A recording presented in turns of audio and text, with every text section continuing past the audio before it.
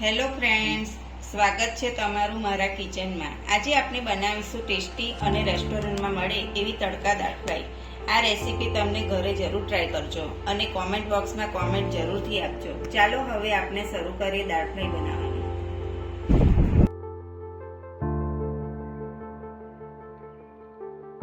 સૌ પ્રથમ પહેલા આપણે તુવેરની દાળ લઈશું 1 કપ, 1/4 કપ મગની દાળ લઈશું। હવે આપણે એને સારી રીતે 2-3 વાર ધોઈ કાઢીશું। દાળ ધોવાઈ ગઈ છે, આપણે એમાં 2 કપ પાણી રેડી દઈશું।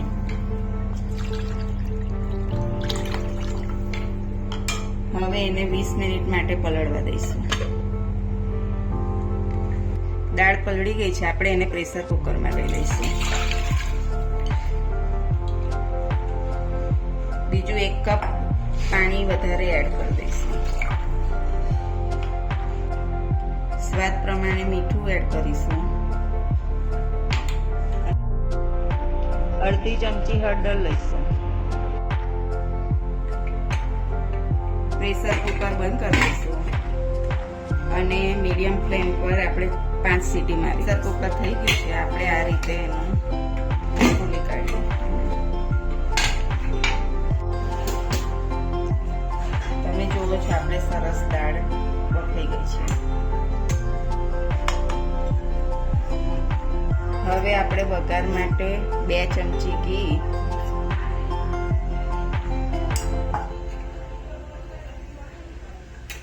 અને 2 ચમચી તેલ લઈશું।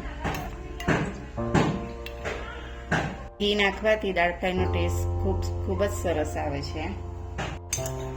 તેલ થઈ ગયું છે, આપણે 1 ટીસ્પૂન જીરું, 2 તજના ટુકડા લઈશું, 3-4 લવિંગ લઈશું,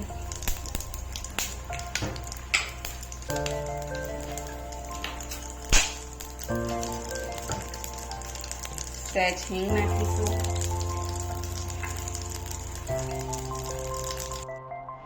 1 મોટી સાઈઝની ડુંગળી લીધી છે,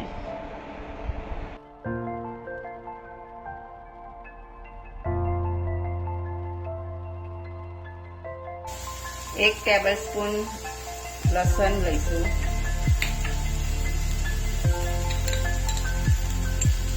1/2 ટેબલસ્પૂન આદુ લઈશું,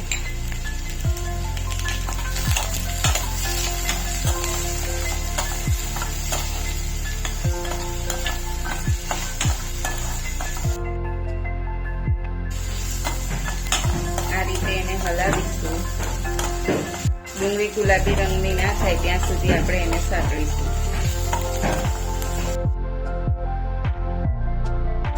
હવે એમાં 1 ટેબલસ્પૂન લીલા મરચાં કટકેલા લેવાના છે।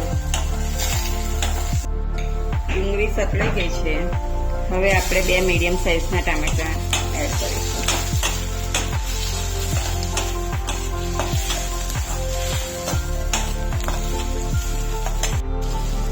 ટામેટા સબળી ગયા છે, જોઈ શકો છો તમે તેલ છૂટું પડી ગયું છે। હવે આપણે એમાં મસાલા એડ કરીશું।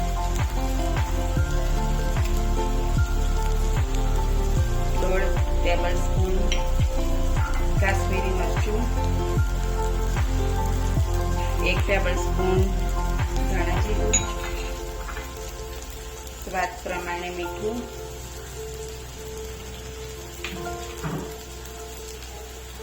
સહેજ હળદર,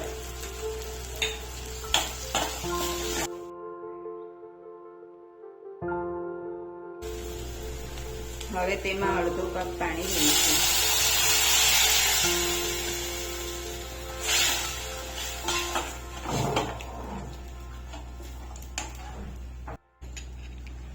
અડધી ટીસ્પૂન ગરમ મસાલો નાખીશું।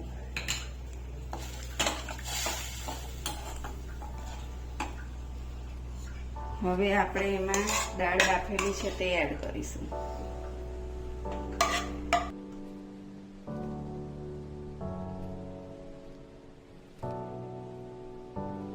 બીજું અડધો કપ પાણી લઈશું, જેથી આપણી દાળ બહુ જાડી ના થઈ જાય।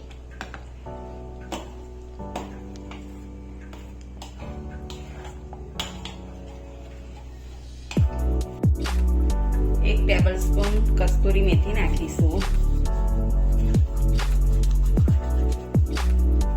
જેથી દાળ ફ્રાયનો ટેસ્ટ ખૂબ જ સરસ આવે છે.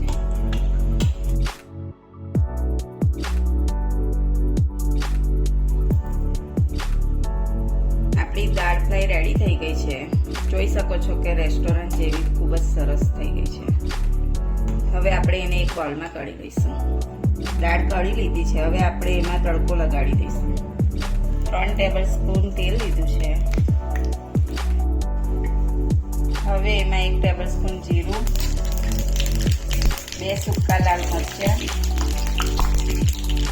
1 તમાલપત્ર, 1 ટેબલ સ્પૂન લસણ,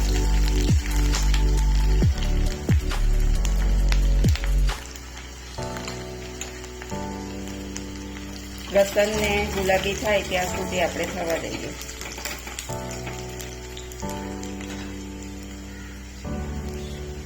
હવે એમાં સહેજ હિંગ નાખીશું અને કાશ્મીરી લાલ મરચું 1 ટેબલ સ્પૂન નાખીશું.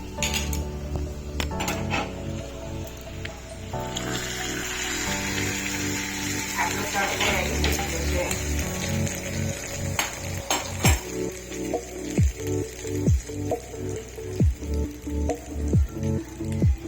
જોઈ શકો છો તમે દાળ ફ્રાય બિલકુલ રેસ્ટોરન્ટ જેવી થઈ છે. હવે આપણે ધાણાથી ગાર્નિશ કરીશું. આ રેસીપી પસંદ આવી હોય તો લાઈક, શેર અને સબસ્ક્રાઇબ કરજો. અમે કોમેન્ટ બોક્સમાં જરૂરથી કોમેન્ટ કરજો.